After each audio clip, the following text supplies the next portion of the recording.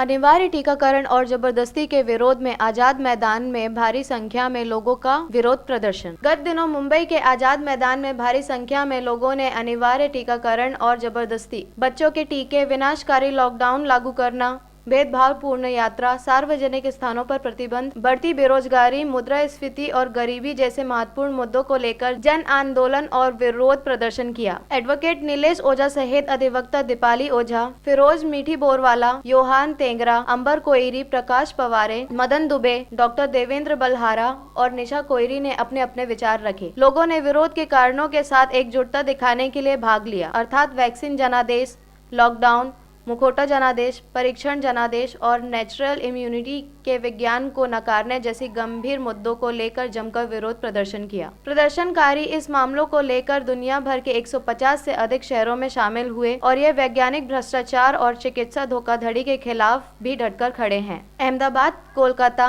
मेघालय, बेंगलोर और गुड़गांव जैसे भारत के विभिन्न शहरों के लोगों ने भी इसका विरोध किया है। अब पूरी दुनिया के लोगों ने जाति, संस्कृति, धर्म, विचारधारा आदि की नकली खामियों को नीचे रखना शुरू कर दिया है। इस विरोध प्रदर्शन में एडवोकेट नीलेश ओझा सहित सभी वक्ताओं ने ये बताने की कोशिश की कि दुनिया के लोगों ने यह महसूस करना शुरू कर दिया है कि एक वैश्विक षड्यंत्रकारी वर्ग है जिसने राष्ट्रीय सरकारों, केंद्रीय बैंकों और अंतर्राष्ट्रीय निगमों और विभागों का अपहरण कर लिया है और कुछ मुट्ठी भर लोग लोगों के मौलिक अधिकारों को समाप्त करने, लोगों को आर्थिक रूप से कमजोर करने, सामान्य आबादी की संपत्ति को अभिजात वर्ग को हस्तांतरित करने और हमें आजीवन सदा की गुलामी में फंसाने के लिए अपनी शक्तियों का दुरुपयोग कर रहे हैं। प्रदर्शनकारियों ने मानवता को बचाने के लिए मांग करते हुए कहा कि सरकार अत्याचार और धोखाधड़ी से जबरदस्ती वैक्सीन देने की बात कर रही है, वे तुरंत समाप्त करें।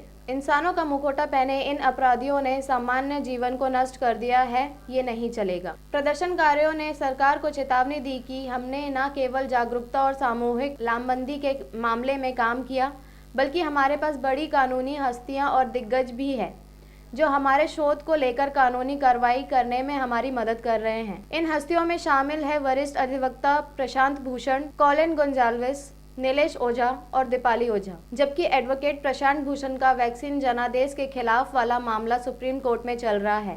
गौरतलब हो कि एडवोकेट कॉलिन गोंजाल्वेस टीम को उत्तर पूर्व में उच्च न्यायालयों से उनके पक्ष में कई आदेश मिले हैं और अधिवक्ता नीलेश और दीपाली ओझा का मामला वैक्सीन जनादेश के खिलाफ बॉम्बे हाईकोर्ट में दूसरी सुनवाई के लिए आ रहा है और भारी संख्या में आंदोलनकर्ता उनके साथ काम कर रहे हैं। उल्लेखनीय है कि मास्क मैंडेट, छद्म विज्ञान, RT-PCR टेस्ट और टीका के अवैज्ञानिक तर्क और अनिवार्य उपयोग के खिलाफ कई मामले दर्ज करने के लिए टीम गठित कर उस पर काम किया जा रहा है। ऐसी जानकारी अवेकिंग इंडिया मूवमेंट ने दी है। प्रदर्शनकारियों ने देश के सभी नागरिकों से इन मुद्दों को लेकर अपराधियों के खिलाफ लड़ने के लिए और उनके साथ शामिल होने का आग्रह किया है और मीडिया से भी आग्रह किया है कि मीडिया देश के लोगों तक संदेश पहुंचाने में उनकी मदद करे। उन्होंने आगे बताया कि जिन लोगों ने आज टीके ले लिए हैं और यदि वे बूस्टर नहीं लेना चाहते हैं तो वे भविष्य में एंटी वैक्सर हो जाएंगे और आज लोगों ने आवाज नहीं उठाई तो लोग अपनी स्वतंत्रता और व्यापार करने की आजादी दोनों को खो देंगे। पेश है एक रिपोर्ट। नीलेश ओझा कोई बड़ी हस्ती नहीं है, आप लोगों का सहयोग है, इसके भरोसे हम सब लोग काम कर रहे हैं और संगठन में काम करते समय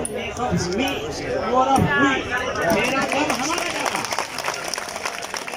तो हमने लीगल नोटिस दिया है। देखो, ये जो लोग ये कानून आपके खिलाफ यूज करते हैं ना, एक्चुअली वो कानून उनके खिलाफ है। पहले मुझे लोग बोलते थे कि डिजास्टर मैनेजमेंट एक्ट हटा दो, मैं बोला नहीं, वही कानून उनके खिलाफ यूज करना है। इसके 2 एग्जांपल बताता हूं मैं। मैंडेटरी नहीं है, आपको कोई भी सुविधा, पेंशन, सैलरी, रेलवे, कोई भी सुविधा, राशन नहीं रोक सकते, ये सेंट्रल गवर्नमेंट ने लिख के दे दिया। अब सेंट्रल गवर्नमेंट से बड़ा हो गया ये अपना औरंगाबाद का कलेक्टर, तो उसने लिख दिया नहीं देंगे। तो इसके लिए इलाज क्या है? इसका इलाज section 51 subsection B of disaster management act में है। ऐसा जो करेगा उसको 1 साल जेल में डाल दो। तो हमने उसका नोटिस दे दिया उनको। इनका आज हमारे पीछे अवेकन इंडिया जितने यहाँ ऑर्गेनाइजेशन है उनके पीछे बहुत बड़ा लीगल माइट है और हम साथ जो मैडम किरण यादव जी आई है, उनको स्पेशली बुलाया गया है, आपसे 2 शब्द बोले।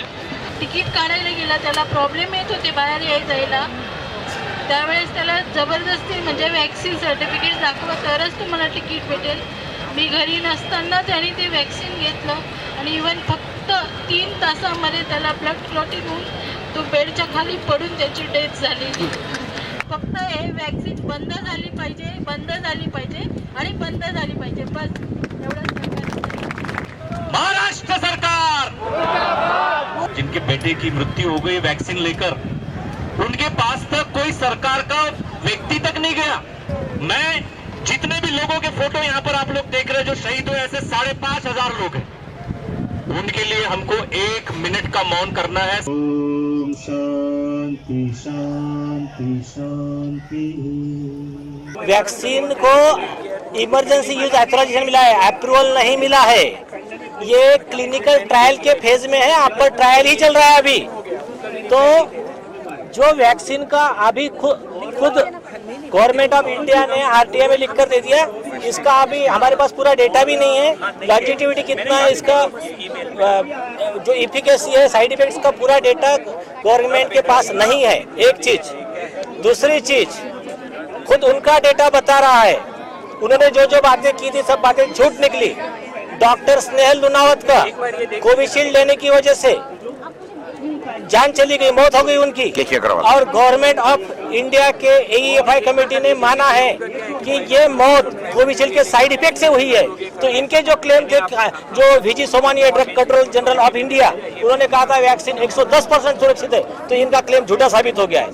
दूसरी चीज, ऐसे कई लोगों की जाने गई है, हमारे जान पहचान के लोग हैं, उसके बाद में जाने तो अलग चीज हो गई, इतने साइड इफेक्ट्स हो रहे हैं, कोई अंधा हो गया, कोई बहरा हो गया, हार्ट इन्फ्लेमेशन बढ़ गया है। 18 यूरोपियन कंट्री ने कोविशील्ड को बैन किया है, क्योंकि वहाँ के लोगों को, वहाँ की सरकार को उनके जान की कीमत थोड़ा लगती है। इंडिया के सरकार को लगता है इंडिया में लोगों की जान की कीमत कचरा है। तो यहाँ कई मौतें होने के बाद भी कोई नियम लाए नहीं गए। एक ही कार्यक्रम चल रहा है कि कैसा भी करो हर व्यक्ति को वैक्सीन दो।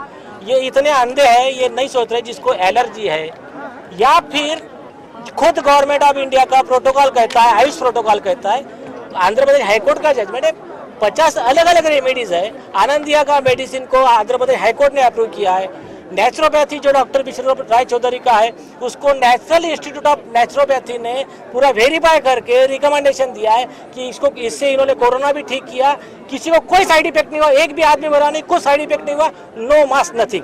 अब वैक्सीन का ऐसा है, वैक्सीन की पोल सबसे पहले खोली माननीय हाईकोर्ट ने।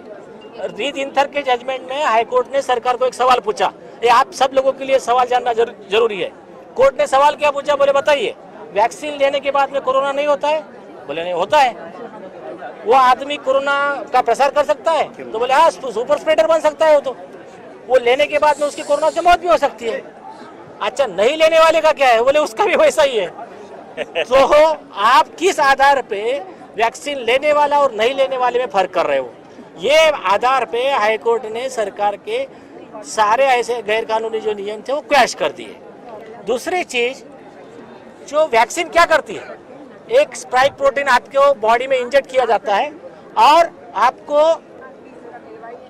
लड़ाई के लिए तैयार किया जाता है, ताकि जब ओरिजिनल वायरस से लड़ाई हो तो आपके बॉडी में एंटीबॉडी रहे।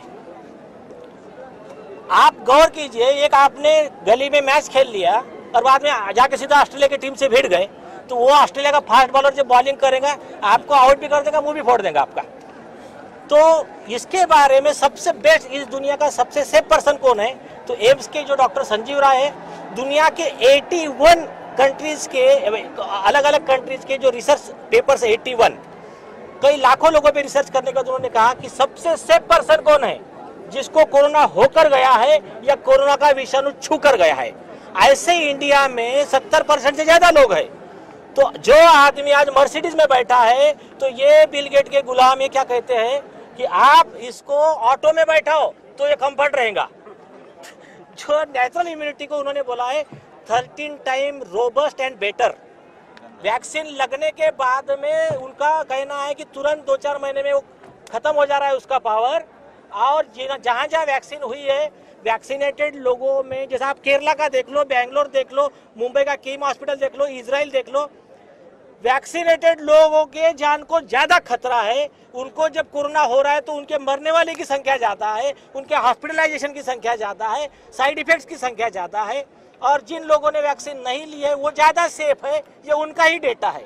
तो आप ऐसे में हमारे मेहनत के पैसे से कहने का कि सबको वैक्सीन फ्री, और इधर बोलने उठा के 40-50 हजार करोड़ रुपया वो वैक्सीन कंपनी को दे देने का, और उधर बोलने का कल से आपका पेट्रोल 150 रुपया लीटर, हमारा ही पैसा लेने का, हमको ही बेवकूफ बनाने का और हमको ही हमारी जान को मारने का प्लान करने का। तो ये इनका षड्यंत्र चल रहा है। इस सबके खिलाफ में ये आंदोलन है, ये जन जागृति का ये अभियान है। वैक्सीन के जो ये है वो वैक्सीन वाले भारत बायोटेक के, उन्होंने क्या कहा था, जब वैक्सीन आएगा तो हम कितने रुपए में देंगे, 20 रुपये। बिस्लेरी की बोतल से भी सस्ते में रहेगा, मतलब 20 रुपए से कम में रहेगा। आज कितने में दिया जा रहा है, गवर्नमेंट को 300 में और कॉमन मैन को 1000-1500 जो भी है, जो प्राइवेट हॉस्पिटल से लेंगे। तो ये 100 करोड़ 125 करोड़ वैक्सीन दे रहे हैं तो उसकी ये कितना हो रहा है, हजारों करोड़ रुपए का करप्शन हो रहा है। 20 रुपए की वैक्सीन 300 में कैसे जा रही है फिर।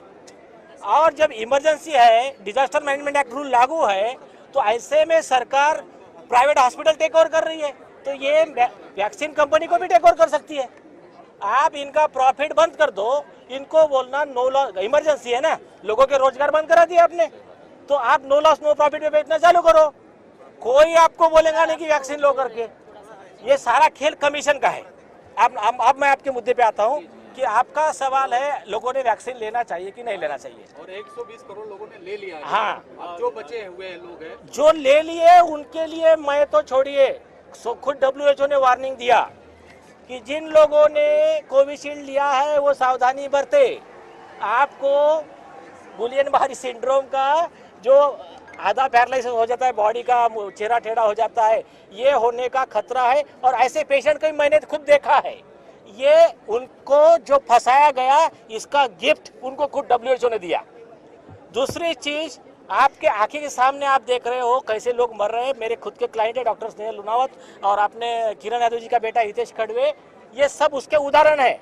इसके बाद में आपको लगता है सुसाइड करना है, या आपको लगता है कि नहीं भाई मुझे तो लेना है, तो मर्जी है आपकी, क्योंकि जिंदगी है आपकी।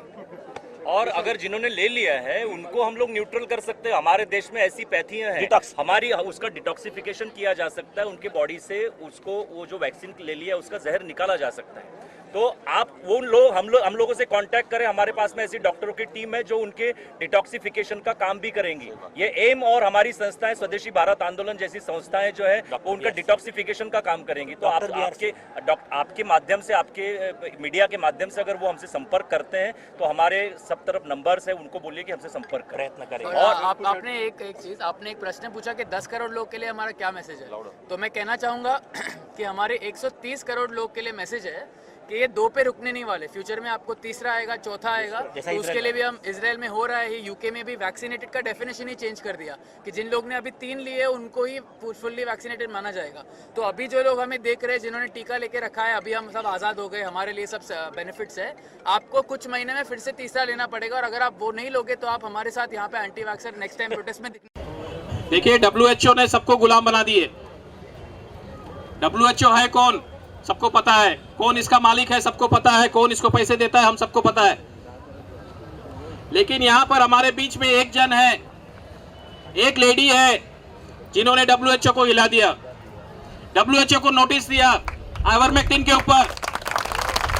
गोवा के हेल्थ मिनिस्टर ने एक निर्णय लिया था कि गोवा में 18 साल के ऊपर जितने भी एडल्ट्स हैं उनको आइवरमेक्टिन ये दवा दी जाएगी। और जैसे ये न्यूज़ आई, करीब कुछ 9 मई को आई न्यूज़, तुरंत उसके अगले दिन डॉक्टर सौम्या स्वामीनाथन, जो कि चीफ साइंटिस्ट है वर्ल्ड हेल्थ ऑर्गेनाइजेशन की, उन्होंने तुरंत ट्वीट किया, WHO आइवरमेक्टिन की यूज़ करने की सलाह नहीं देता, सिर्फ क्लिनिकल ट्रायल्स अगर चल रही है तो उसमें आइवरमेक्टिन की दवा इस्तेमाल की जा सकती है। मुझे नहीं लगता डॉक्टर सौम्या स्वामीनाथन WHO के स्विट्जरलैंड के ऑफिस, AC ऑफिस में बैठ के कोविड पेशेंट्स को ट्रीट कर रही है, बिल्कुल नहीं कर रही है।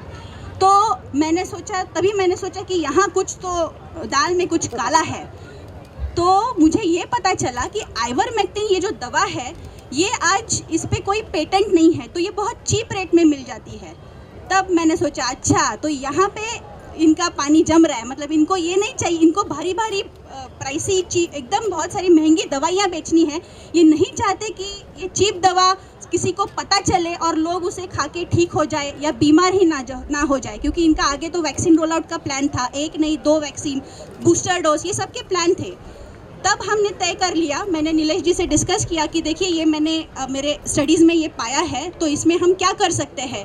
हमारे देशवासियों की जान का सवाल है, क्योंकि अगर हमारी गवर्नमेंट्स WHO को ब्लाइंडली फॉलो करने लगी या इनकी दबाव में आने लगे तो हमारे देशवासियों की जान खतरे में जाएगी और जानें चली जाएंगी।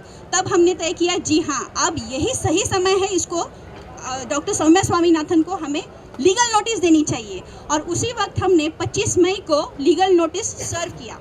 अब वो लीगल नोटिस जैसे उन तक पहुंचा, 2 दिन में उन्होंने वो ट्विटर से डिलीट कर दिया। तो ये खतरनाक वैक्सीन क्या हम अपने बच्चों को दे सकते हैं, जो कोरोना बच्चों को होता ही नहीं है। हमारे सेरो सर्वे रिपोर्ट में आ गया है कोरोना बच्चों को होता ही नहीं है। 3 धारा है कोविड को समझने के लिए। एक धारा है कि कोई कोविड है ही नहीं, दूसरी धारा है कि कोविड है, एक बीमारी आई, नेचुरल आई है, और तीसरी धारा का जो मैं रिप्रेजेंट करता हूँ कि ये कोविड एक बायो वेपन करके बनाकर छोड़ा गया है।